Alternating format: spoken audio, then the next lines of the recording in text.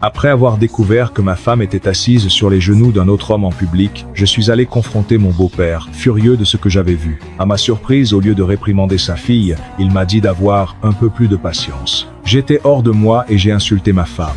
Mais il a pointé son doigt sur mon visage, en me sommant de baisser le ton comme si c'était moi le fautif dans cette histoire. Les gens autour regardaient, attendant seulement que je devienne la risée. Face à tant d'humiliation, j'ai dû ravaler mon orgueil. Mon beau-père est un chef de gang local, réputé pour son implacabilité. Je ne pouvais pas me permettre de l'affronter là-bas. Je pensais que si je restais discret, les choses se calmeraient, mais son comportement n'a fait qu'empirer. Elle a eu l'audace de faire entrer un homme dans la maison et de lui dire au revoir devant moi, sans la moindre hésitation. À ce moment-là, j'ai atteint ma limite. J'ai allumé les lumières pour qu'elle voie que je savais tout, mais que j'essayais de sauver le peu de dignité qui lui restait. Au lieu de montrer des remords, elle a agi comme si de rien n'était, disant qu'il discutait simplement. Je n'ai pas répondu.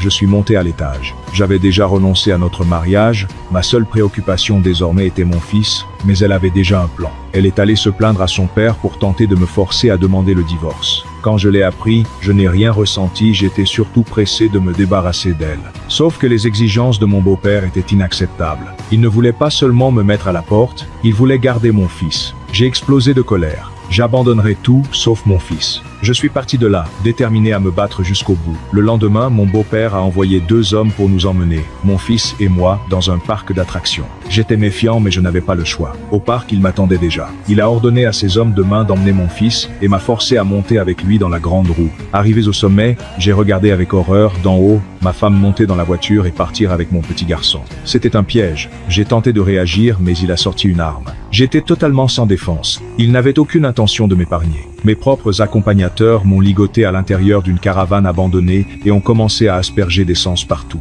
En peu de temps, les flammes allaient engloutir l'endroit avec moi à l'intérieur.